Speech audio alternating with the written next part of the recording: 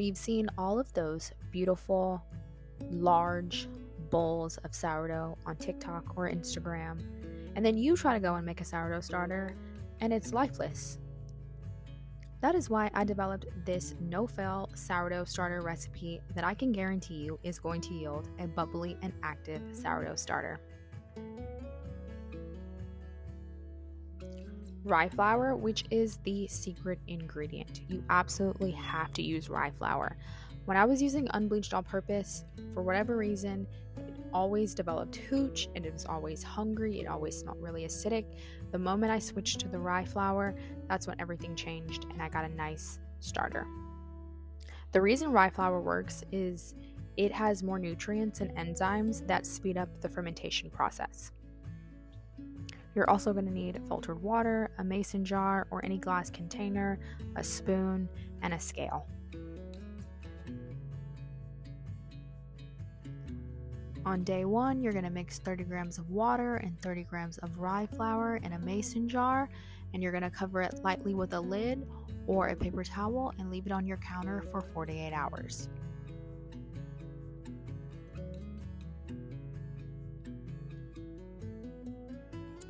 On days 3 through 7, you're going to discard all but 2 tablespoons of the starter, and then you're going to add in 30 grams of water and 30 grams of flour and mix.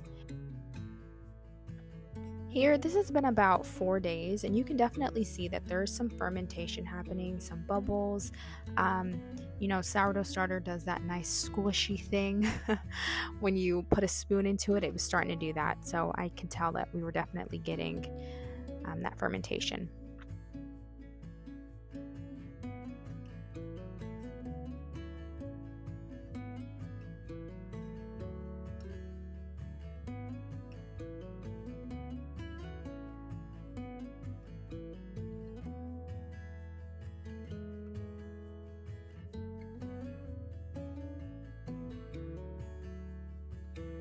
This was day 6, and the starter actually doubled in size within 6 hours.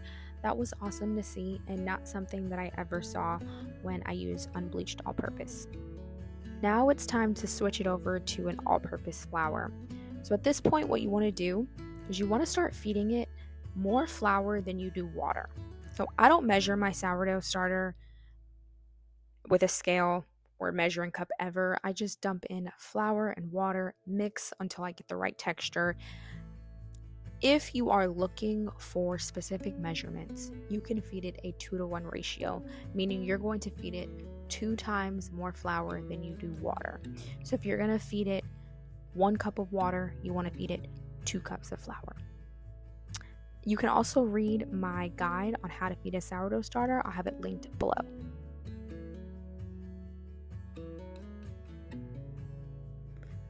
Now, in terms of maintenance, you can feed it daily if you're going to leave it on the counter, or you can pop it in the fridge and take it out whenever you're ready to use it. I usually leave it out for about an hour so it comes up to room temperature. I find that it rises better that way. And then I feed it by just dumping in flour and water.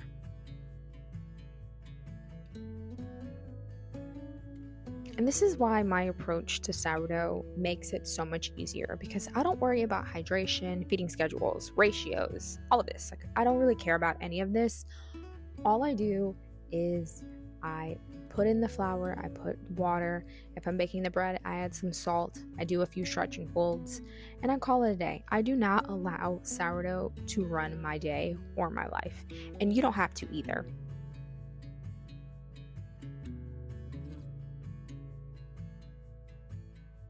Now we are on to making this sourdough starter's first loaf of bread, and it came out beautifully. You can get my recipe down below in the description box. It is the perfect beginner recipe. It is not high hydration. It is nice and soft and airy, and it's close to a nice piece of bread that you would eat on a sandwich, but in a bowl form. I also do have a YouTube video, which I'll put up in the card so that you guys can watch the full process.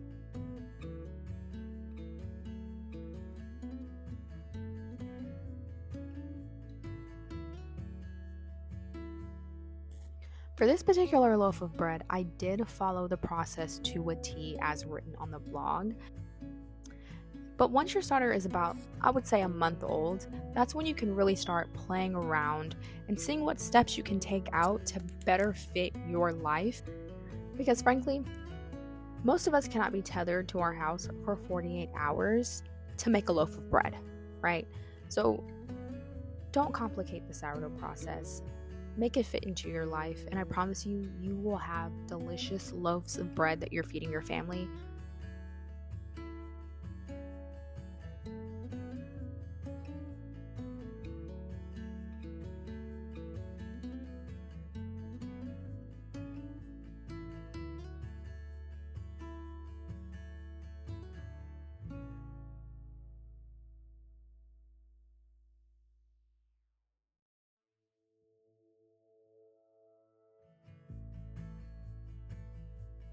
So here I am just doing the first stretch and fold, and as you can see, the dough is breaking, it has no elasticity.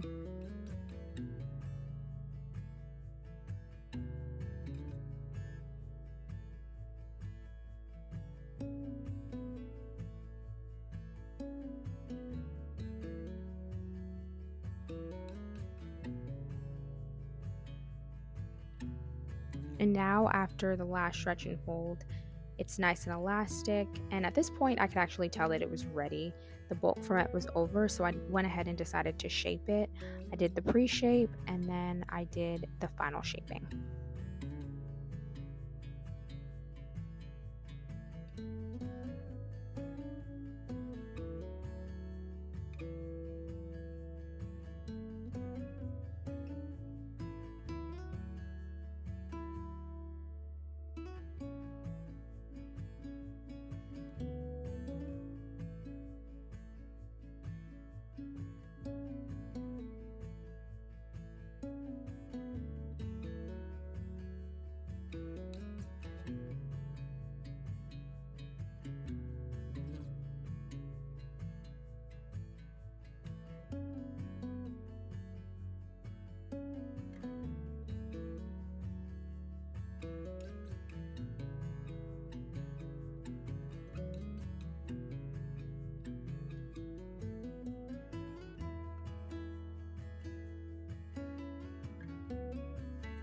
Then I put the bread in the fridge overnight to proof and baked it in the morning, and I had this beautiful loaf of bread.